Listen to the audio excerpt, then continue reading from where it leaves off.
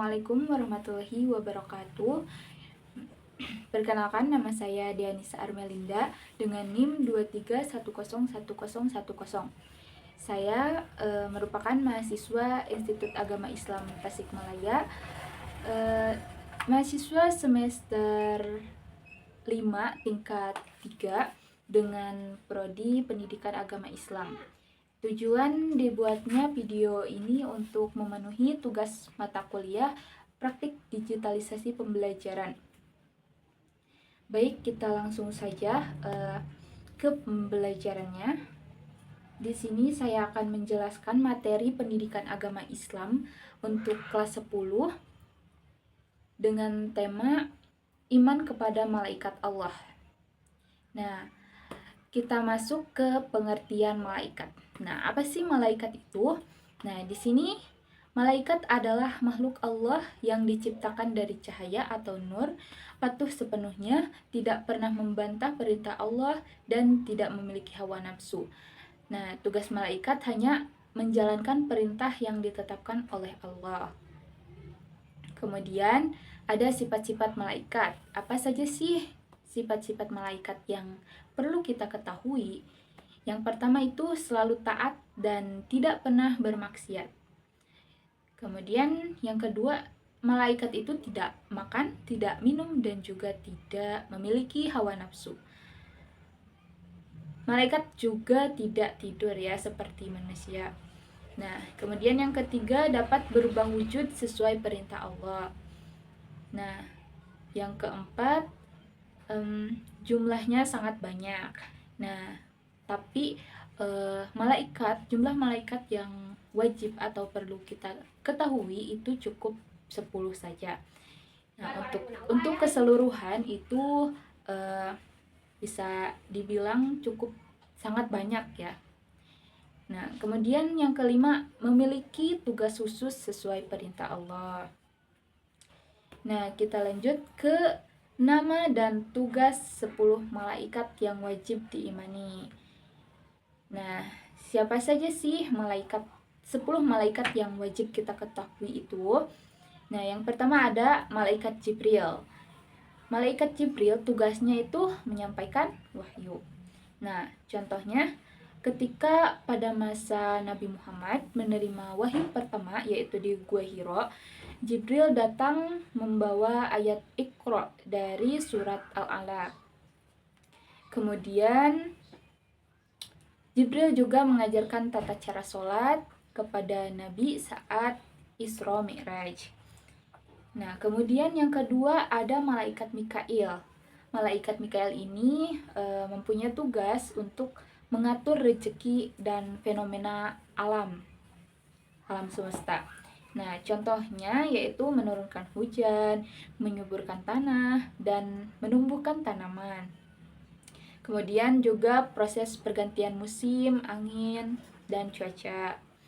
Nah, kemudian yang ketiga ada malaikat Israfil. Malaikat Israfil ini bertugas meniup sangkakala.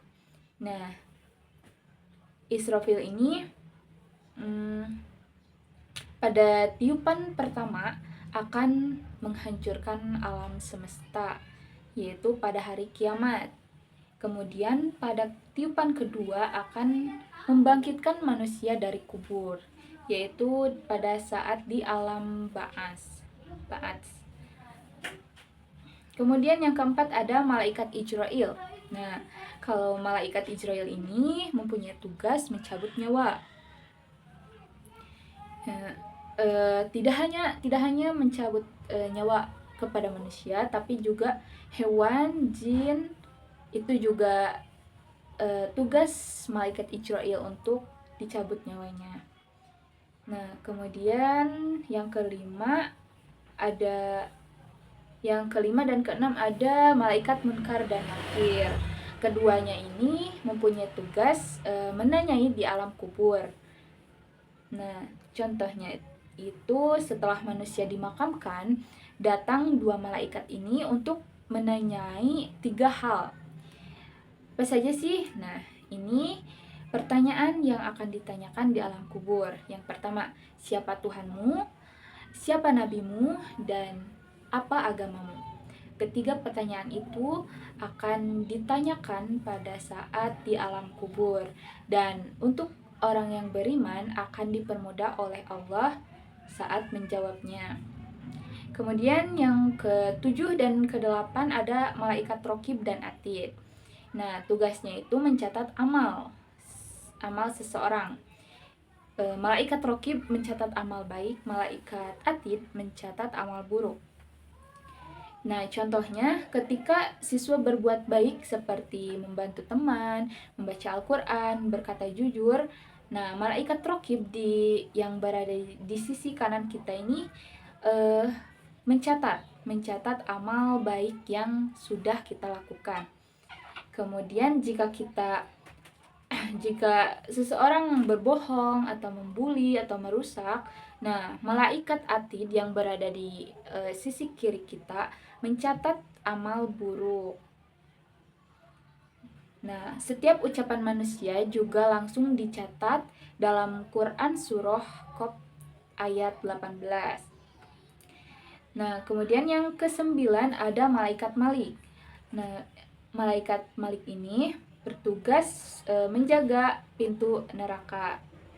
Kemudian yang terakhir ada malaikat Ridwan.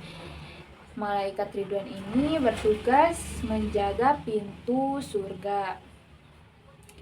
Nah, itulah 10 nama malaikat dan tugasnya yang wajib kita ketahui. Kemudian kita masuk ke hikmah beriman kepada malaikat. Nah, yang pertama, hikmah beriman kepada malaikat itu dapat menumbuhkan rasa disiplin karena merasa selalu diperhatikan dan dicatat amalnya. Kemudian yang kedua yaitu membuat manusia lebih berhati-hati dalam bertindak ya. Kemudian yang ketiga mendorong ketaatan kepada Allah. Kemudian yang terakhir menumbuhkan optimisme karena ada malaikat yang mendoakan dan membantu manusia. Nah, kita masuk ke contoh penerapan di kehidupan manusia yang saya jelaskan tadi. Yang pertama itu menjaga sikap jujur karena malaikat rokib dan malaikat atid itu mencatat di sisi kita ya. Rokib di sisi kanan dan malaikat atid di sisi kiri. Rokib mencatat amal baik dan atid mencatat amal buruk. Nah, keduanya akan mencatat amal kita sesuai dengan perilaku kita, apakah itu baik atau buruk. Nah, kemudian yang kedua adalah semangat belajar karena ilmu merupakan rezeki yang datang dengan usaha dan doa. Kemudian yang ketiga, tidak menunda sholat karena ingin dicatat sebagai amal baik. Yang terakhir, contoh penerapan di kehidupan siswa itu menghindari perundungan atau bullying ya, karena malaikat juga mengawasi. Nah, apalagi sekarang zamannya zaman bullying ya, sedang marak-maraknya.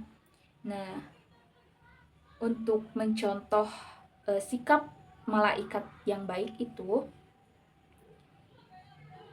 kita harus menghindari bullying itu. Nah, jadi kesimpulan dari materi iman kepada malaikat Allah itu, beriman kepada malaikat itu berarti meyakini bahwa malaikat itu benar-benar ada. Nah, dengan kita memahami tugas-tugas dari ke-10 malaikat yang wajib kita ketahui itu, saya berharap siswa-siswi kelas 10 ini dapat menerapkan di kehidupan nyata agar kita terdorong untuk berbuat lebih baik dan semakin taat kepada Allah Subhanahu wa taala. Nah, mungkin cukup sekian penjelasan materi dari saya.